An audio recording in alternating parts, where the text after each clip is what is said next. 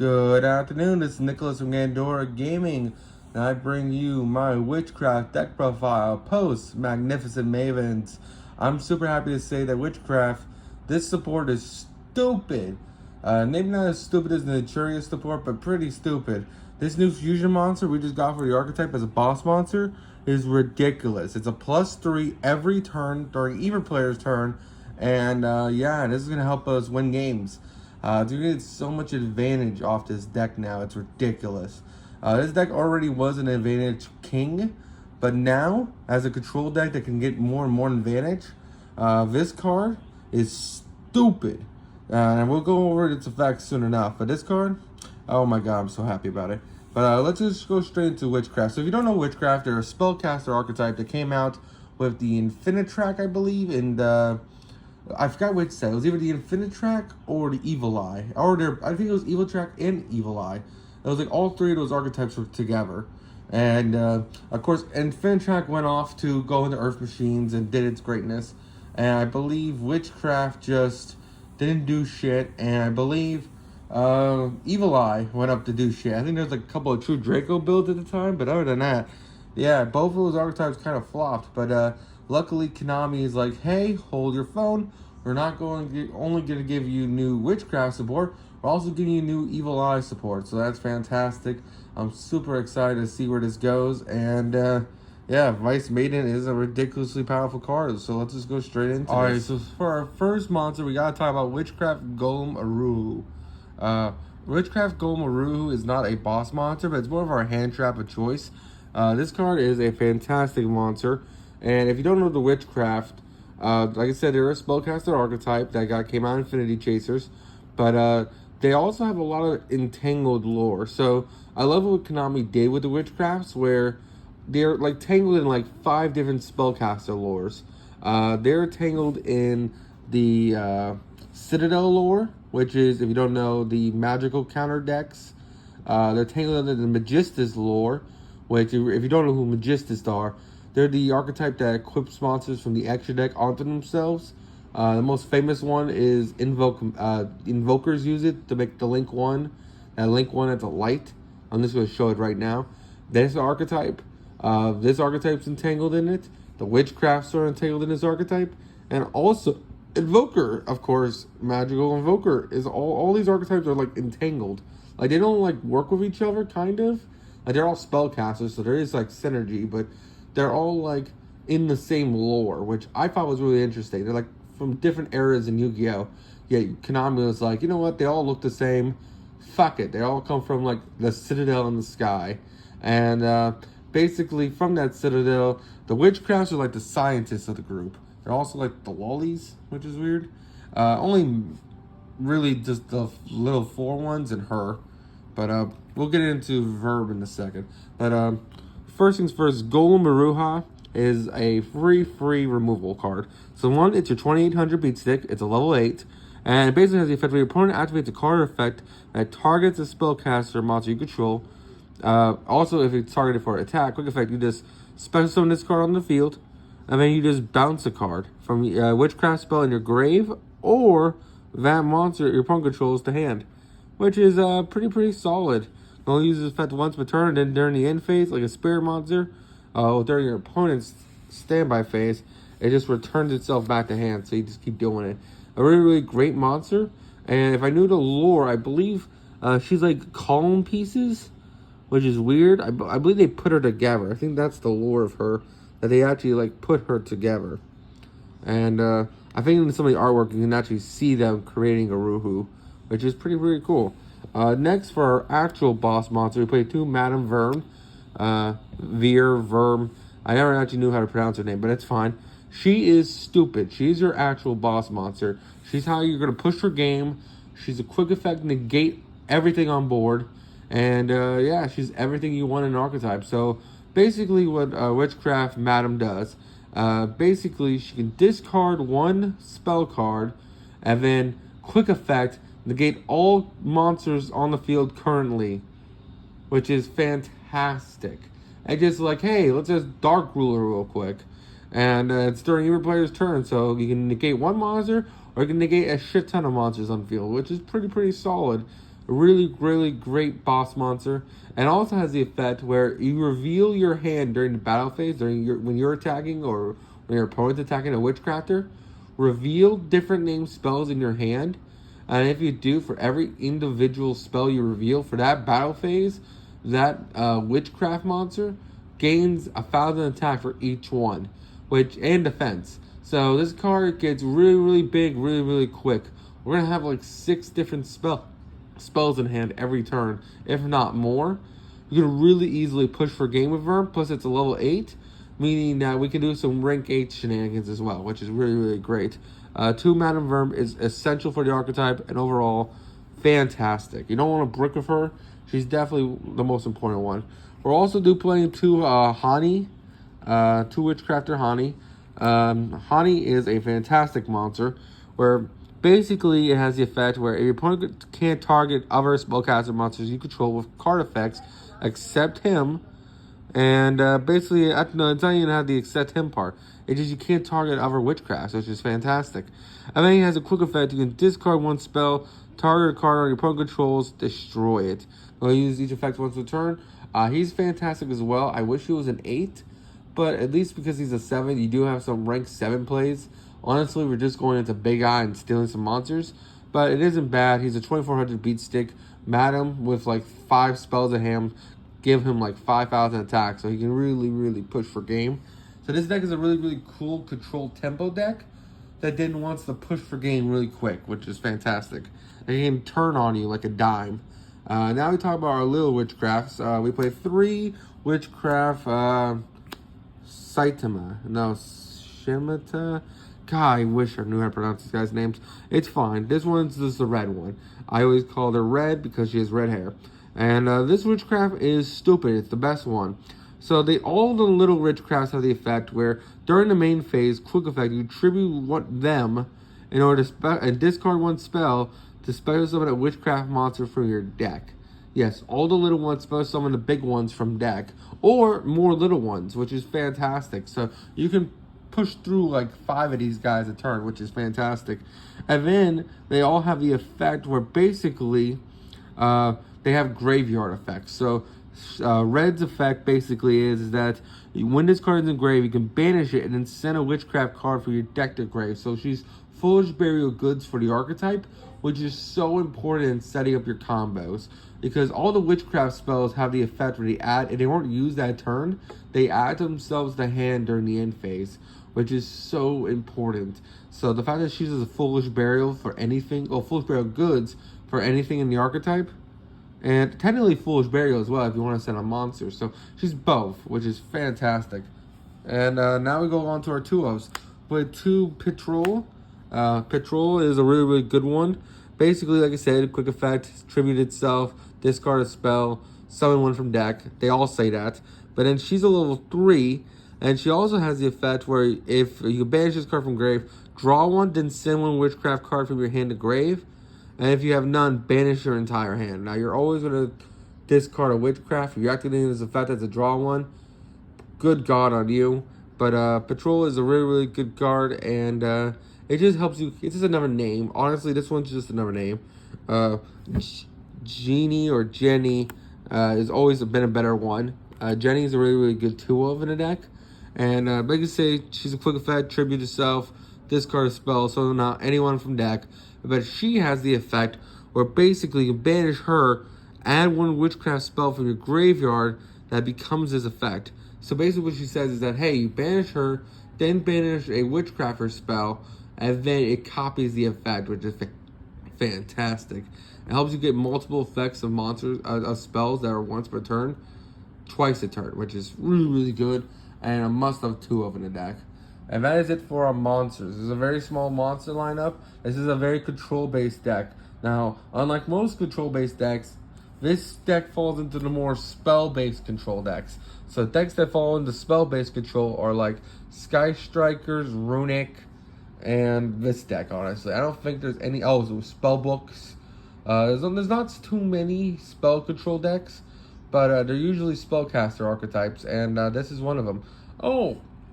Now I kind of feel bad. When I was talking about all this lore, I forgot the spell books are in the lore too. and are literally that the Citadel is the spellbook castle. I was a little stupid on that one. That's fine. The spellbooks I think are in the lore as well.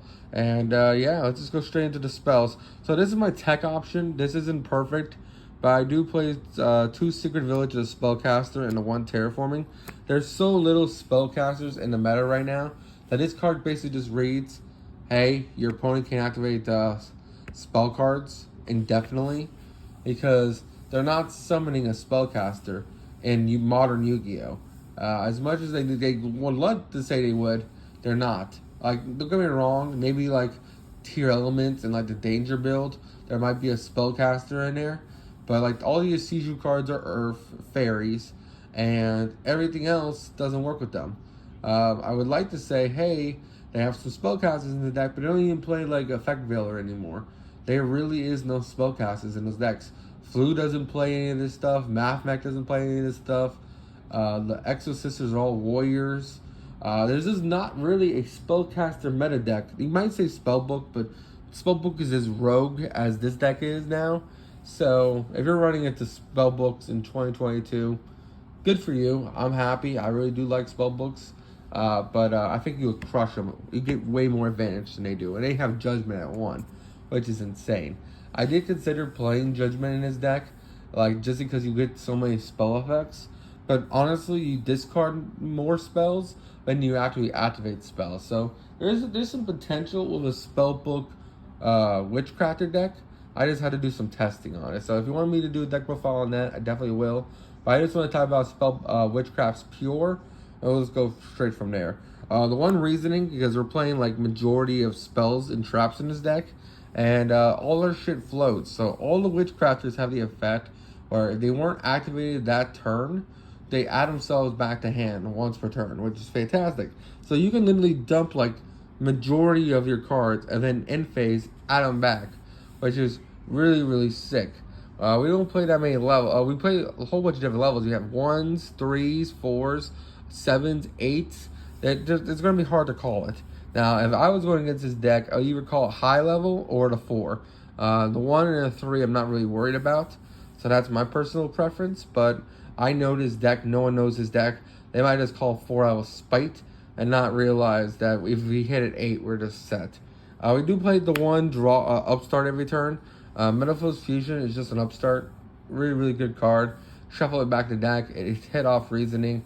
We discard spells as gain effects. So if this card's ever in hand, we just discard it, which is fantastic. Really, really good card. Must have one of. 2 Foolish Burial Goods. It's just more Foolish Burial Goods.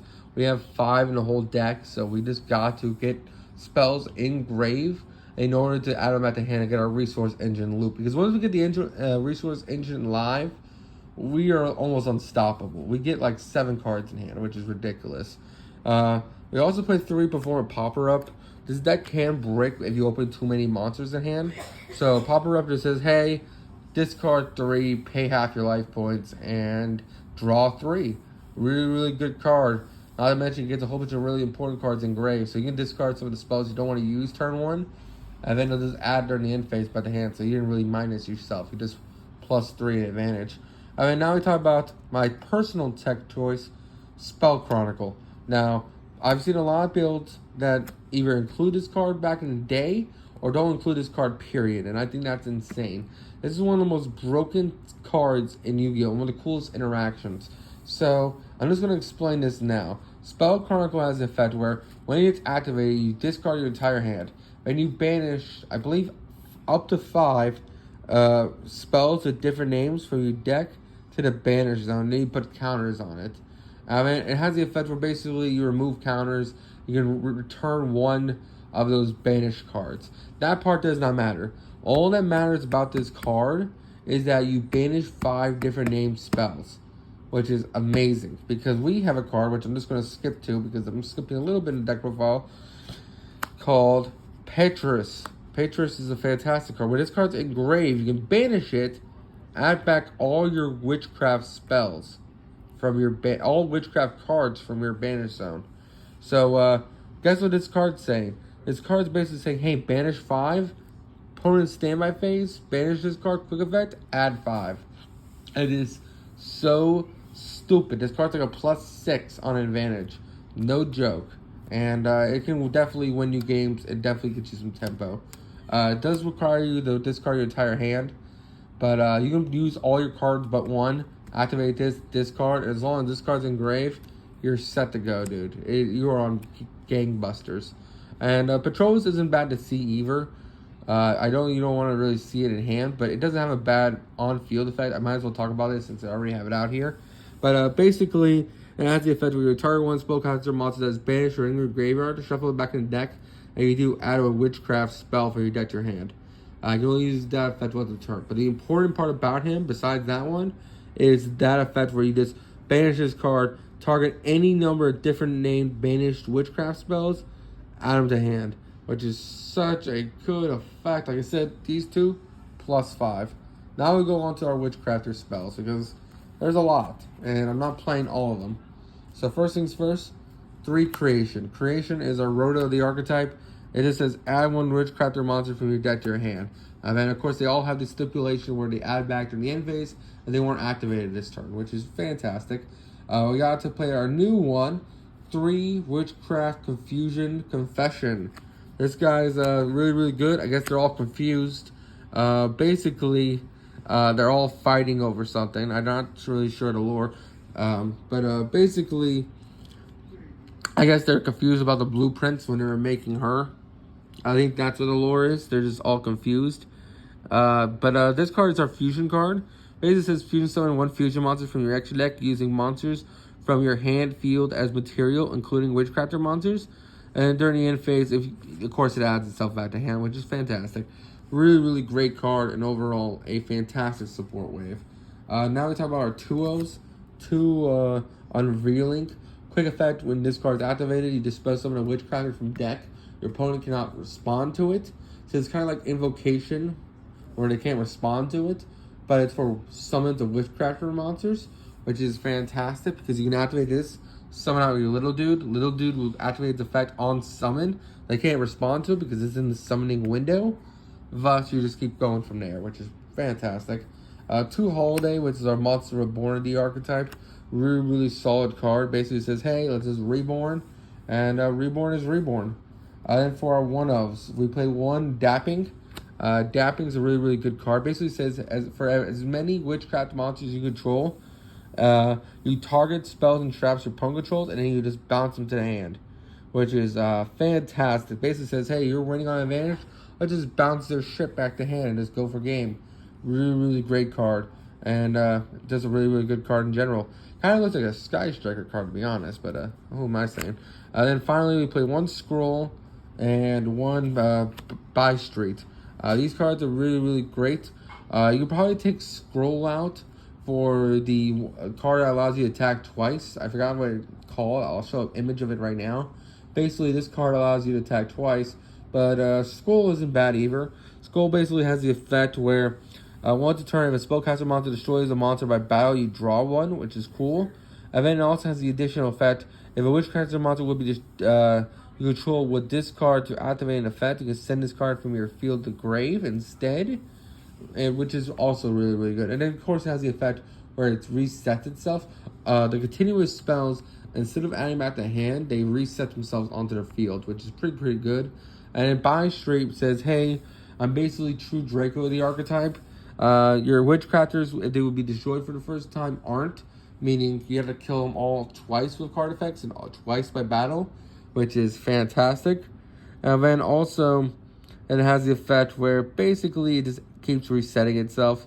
And if a Witchcraft monster would discard to activate an effect, you send this card from your graveyard instead. Basically, they can send themselves from the spell and trap zone in order to negate stuff, which is great. Overall, really, really great cards, and there's just a 2 of in the deck. That is it for the main deck. I hope you all enjoy. Let's talk about the extra deck, which I'm really, really excited about. Alright, so now it's time to go over the extra deck, and I'm just really happy to go over Witchcraft Vice Madam. This card, when revealed, was so incredible for this deck. If I had a YouTube channel when this card was revealed, I would have done a whole deck profile on this deck. Because out of all the Infinity Chaser archetypes, I think Witchcrafter is my favorite. Just for the simple fact, I love their mechanic, that all the spells return back to hand, and they discard, and they special summon from deck. And they have really, really cool synergies. I really like the boss monster for the archetype, which was the level 8. But now we have Vice Madam, who's our new boss monster. And this card is a fantastic monster. So it's a 2700, 2800 defense, and has 3 really, really broken effects. And I can't wait to go over them with you right now. So she is a rank 8, so it does enable the rank 8 engine, which is fantastic. And then it has 3 broken effects, which can activate when a spell card is activated, or a non-fusion spellcaster monster effect is activated. So basically, she triggers every turn. And she has 3 broken effects every turn. So I'm just going to go over those right now. So first effect, basically, you destroy 1 card on the field. Fantastic. So anytime opponent activates a spell, you just be like, do I want to destroy a card on field today? Yes. Really, really good. Second effect, you can special summon 1 level 6 or lower witchcraft monster from your hand or deck. So good. They activate Rhoda, or they activate their field spell. Cool, I'm going to special summon from deck. Thank you very much. Let me extend further. Really, really great card. Basically, and you activate spells on their turn too. So, yeah, no, Vice Madam's stupid. You just activate spells after spells after spells, and you just keep popping off from there. And then add 1 Witchcrafter spell or trap from your graveyard to hand. So she has 3 really, really good effects. So let's say you already activated a spell effect that turn.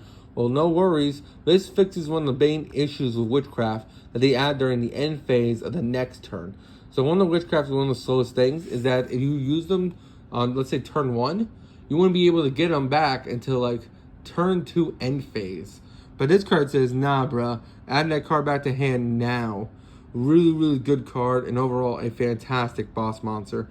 And it gets you like 3 pluses every turn. No joke, this card is insane. And if I can show you like a video of it, this deck combo enough, this card's a +3 every turn, and it's ridiculous. Not to mention, it's a Witchcraft monster, so as long as it was properly fusion summoned, which it will, you can keep reborning it. So your Witchcraft Reborn can reborn this card, which is fantastic. So you don't need to properly make it again. You just go Reborn, and it's on field again, and it's +3 again.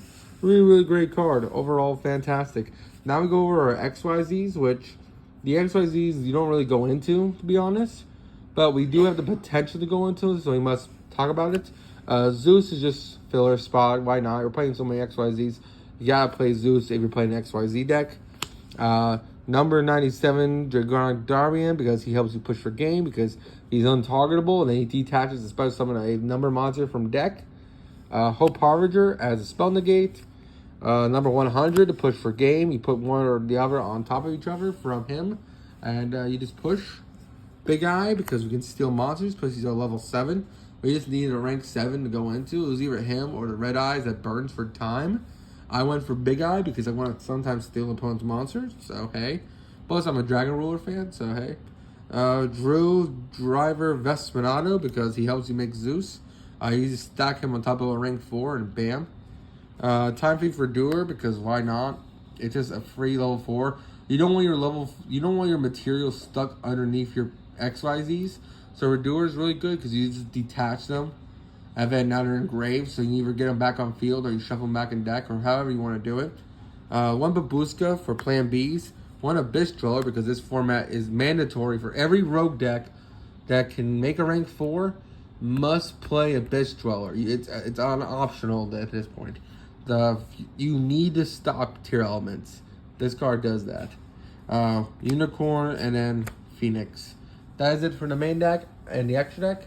I hope you all enjoy. Like I said, this card's a +3. I am going to show you a quick video just so I can show up to +5.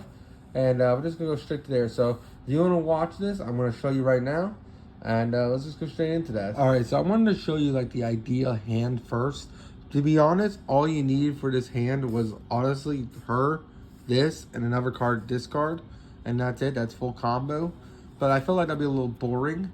And I just want to show off the power of this deck. So first things first, we're going to normal summon out our Sephoria. We're going to then activate Terraforming. Alright?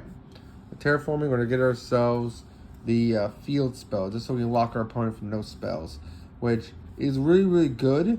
But at the same time, you kind of want them to activate spells, because, like, hey, that triggers off our dudes. But at the same time, we're like, their spells might win them the game. So we just don't want to have them activate spells either. So it's a really weird economy with this card.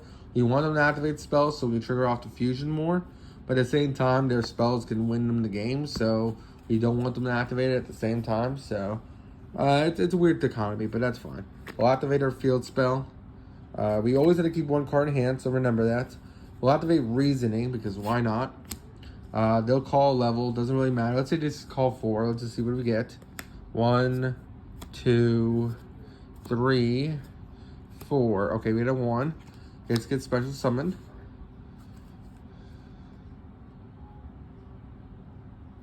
Bop. We're gonna activate Shifana's effect, tributing itself, setting the Metaflow's Fusion, a special summon from deck. We're gonna special summon from deck the level 8 guy. If I can find him. In defensive mode. And then you're probably like, oh no, we don't have a spell in hand. Well, we just go draw. Doesn't really matter what we draw. This is actually the best draw we could got, but that's fine. We go Spell Chronicle, discarding it. Banish 5 spells with different names from deck. We'll banish Creation, Holiday, Dapping, By Street. Actually, we're gonna take you out. We're gonna take this because we already have it engraved. We're gonna take Unveiling.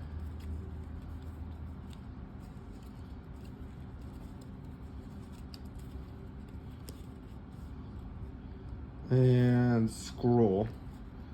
Those are going to be our banished. And then we're also going to activate her effect, banishing herself, to then send to graveyard that trap card. And like that, we are set. This is our full combo. Now, they can activate spell cards. They're probably like, oh no, oh, end phase, my apologies. Add this back to hand, and add this back to hand. I'm pretty sure that's it, yep. We add 2 back to hand. So this is our end board, right? We want to negate a special summon from deck, 2 cards in hand, and no spells. They're probably thinking, well, this isn't the greatest board. Well, watch this. Your opponent's standby phase, banish this card. If I had 2 hands, add all these back to hand. Now we just went +7. Yes, we just went +7. Because end phases adds back all our banished cards, and we add back every single one. So now we have 1, 2, 3, 4, 5, 6, 7 cards in our hand. And our opponent has their 6 cards in hand. They can activate spell cards. We have a quick effect negate. We have a quick effect pop. And if they don't kill us, which don't forget, this guy can just reveal different named cards to make itself really, really big.